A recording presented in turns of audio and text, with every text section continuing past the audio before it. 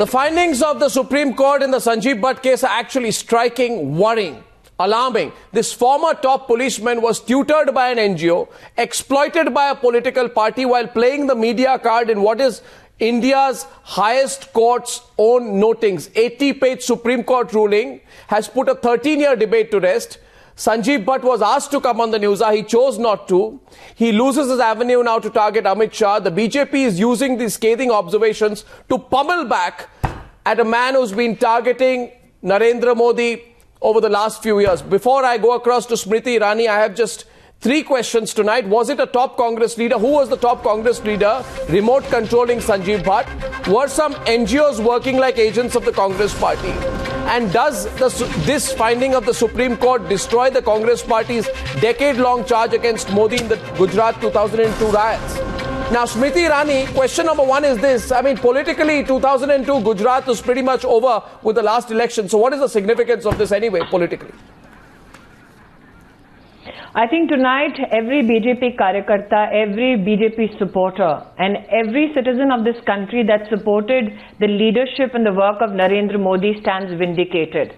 I would like to take this opportunity to say a very grateful thanks to the Honorable Supreme Court that not only through this judgment said that justice will be upheld, irrespective of the pressures that people through collusion tried to bring upon the Honorable Court. I would also like to take this opportunity to thank those supporters who are mocked online and offline as bhakts and told that they are supporting a man not worthy of their support. Tonight, we all collectively stand vindicated. No, but the Congress party may have aided Sanjiv Bhatt. But what's to say that they propped him up? Let's be factual, Smriti Irani. The Congress party may allow me to complete. The Congress party may have aided Sanjiv Bhatt's case. But there is a difference, a fundamental difference between an abettor and a conspirator. There is a fundamental difference between the two. Let me state here very clearly. Let me state very clearly certain facts which have been in the public domain since 2011. Part of an FIR never refuted by the Congress party, any representative, any NGO, any activist. An FIR filed in 2011 by KD Pant states that Sanjiv Bhatt threatened him and said that this government, and I quote, will not run for more than 2 months. The CM will be arrested very soon, that being then Narendra Modi. That may have been his conviction. And then where will you go?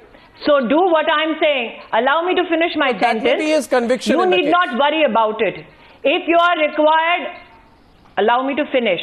I am holding direct contact with the Congress party and the central government. Then, the FIR further states that this gentleman KD Pant was introduced by Sanjiv Bhatt to Arjun Modwadia, Congress leader, who said, and I quote, at that time Arjun Bhai told me, you need not worry. Speak what Bhatt sir tells you. Now the days of this government are over.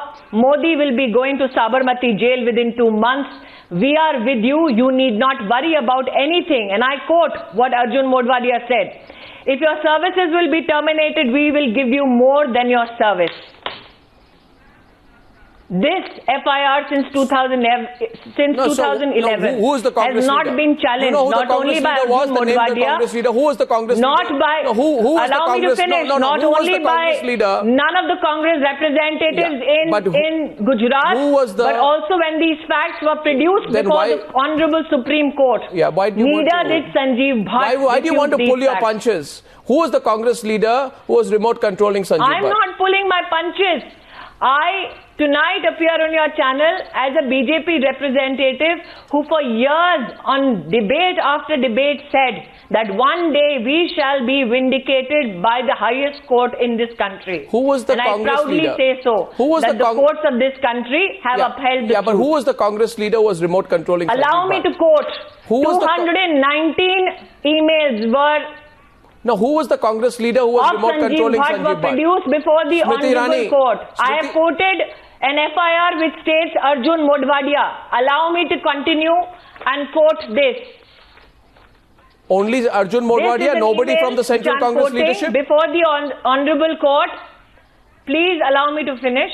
This is an email before the Honorable Supreme Court, not refuted by Sanjiv Bhatt, from Sanjiv Bhatt to a gentleman who I shall not name. Anybody who has access to the records of the Honorable Court will see this. What we need to do at this stage, says this email, is to create a situation where it would be difficult for 3-judge bench hearing Zakia Jafri's SLP 1088 of 2008 to disregard the shortcomings of SIT under the stewardship of Mr. Raghavan. Right. And I quote, pressure groups and opinion makers in Delhi can be of great help in forwarding the case. I am hopeful things will start turning around if proper pressure is maintained at the national level. This entire proceedings before the Honorable Court also say that Sanjiv Bhatt offered the email password of the Advocate General. Smriti, specific question for you, please, Ms. Irani. Ms. Irani, specific question for you, Ms. Irani. There is a question on the screen. There is a role of some cozy elements in the media. Allow me to quote.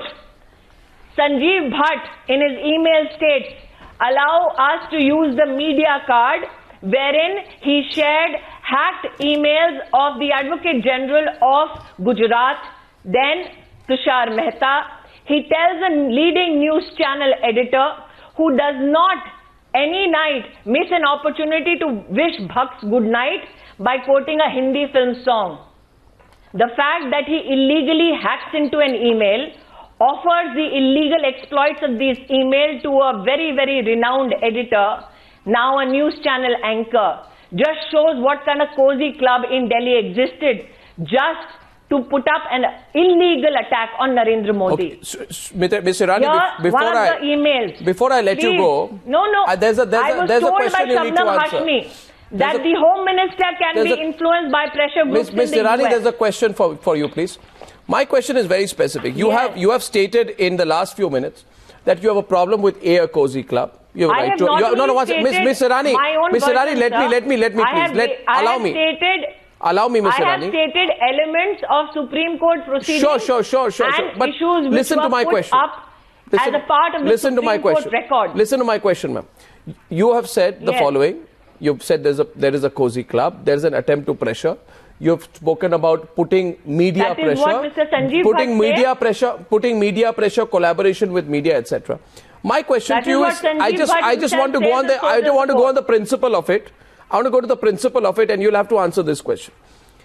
If a political party called the BJP can collaborate, as it is now well known, with a English news channel on a sting operation during Cash for Votes to expose their rivals, then the Congress party, why can't Sanjiv Bhatt collaborate with the Congress party and sections of the NGOs, etc., provided the information is factually true?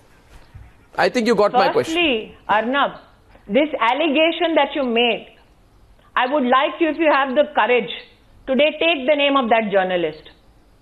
You mentioned, the question is very relevant. We have ensured that baseless allegations made against Narendra Modi and the Bharatiya Janata Party with regards to Gujarat have been bravely fought by many of our karyakartas in a court of law. We stand vindicated. So my humble appeal to you is this. This is a decade-old battle which we have won in a court of law. Don't instigate or insinuate that on the point of principle capacity have entered into any unholy alliance with any news organization. Let me quote from what the Supreme Court observes. The Supreme Court says that the petitioner, that being Sanjiv Bhatt, has exchanged emails with others to recreate his movement on the 27th of February 2002. I know the details of the case. The Supreme Court also observes. No, please, let the people know, as you say very famously. But the nation wants to know. The details are known. Let the nation know this. The details are known. The Supreme Court has also said, it is my right, Arnab, to put across the details as I deem it fit. No, but you didn't answer my question. In the last segment, you were talking about freedom of expression. I'm sure I enjoy the same under the Constitution of India. The Supreme Court has said that the aforesaid exchange of emails, which are self-explanatory, indicate that the petitioner, Sanjiv Bhatt, was in active touch with leaders of rival political party, that being the Congress, NGOs, lawyers tried to play the media card, was tutored by NGOs. The Supreme Court also remarked, and very sadly so, that even upon 3-judge bench of this court, amicus and others, there was an attempt to create pressure. It indicates that the entire conduct of the petitioner Sanjiv Bhatt indicates he was not acting bona fide and was catering to an interest elsewhere. Okay. For many a night Irani, on this very channel, Ms. Irani, Sanjiv Bhatt has played a victim. Yeah, For many a nights on this very channel, NGOs have lost no opportunity to flay us, abuse us, humiliate us. Ms. Irani, and today, like I said, Ms. Irani, since you use the word guts, I go with your gut instinct. And I want to ask you whether you feel, one second, listen to me, okay?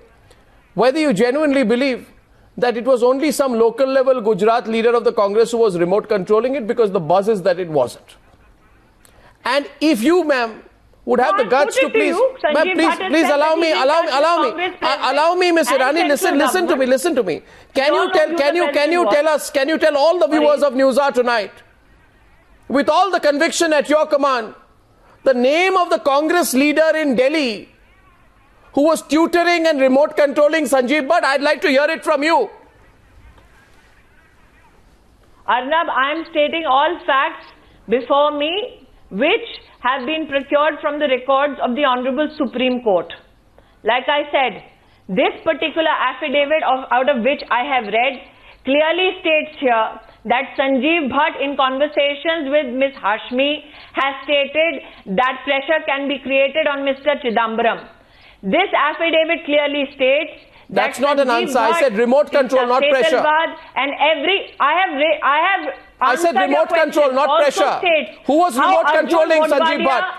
The whole country wants to know who was remote controlling Sanjiv Bhatt from Delhi. And please take cognizance of the fact that this particular judgment has been delivered in the past 48 hours. None of these issues which I am raising tonight have been challenged by any congressman or woman on your channel. We'll see. The debate continues. The debate starts. Smriti Irani. Smriti Irani. The debate starts now. It states that Arjun Modwadia tried to influence. It goes beyond that. You know it goes beyond that. Supreme Court monitored investigation. Yeah, but you know, Miss Irani. But you know, Miss Irani. That's where the debate will go now. You know, Miss Irani. It goes beyond. It goes beyond Arjun Modwadia. You know it. You're just being careful. Whose instruction was Arjun Modwadia? You have a right to be careful. When Arjun Modwadia, you know it goes beyond Arjun Modwadia. You know it does. You're being careful. He has come to Delhi to take due permission and instructions from whom? From whom? Need I see more? Yeah, please. From whom? Does Arjun Modwadia now have the courage to come on your channel? No, you say it. And tell you who it was. Whom? From whom? From whom was he taking instructions? Come on, don't pull back. From whom was he taking instructions? Ask him. No, I'm asking you. Ask him. I'm asking you. Every night when we said this on your channel, every night when we said this online, we were rebuked. Smriti Irani. The fact that an illegal, yes. No, Smriti Irani, I know that I pushed you. I've asked you straight. Whom? And you're saying ask Arjun Modwadia. What I'll do is I'll ask him. But of course, ask him. But I would like you to ask him. Well, I'll ask him. Sanjiv Bhatt today turned down an opportunity. He's never named any person in the last. To come on your channel. Why? He's not named any person for the last 10 years. He won't do so now. Because he has been thoroughly exposed in the highest court of our country. Okay, Smriti Irani, HRD Minister. Arnab, this was, please understand, no, allow me to finish. This was an attempt not only to politically finish Narendra Modi, but this was also an attempt to destroy lives, careers and families. Okay, That is why every night we came on your channel, there was an angst in our voice, there was an anger in our expression. Ms. Irani, I thank you all for joining me.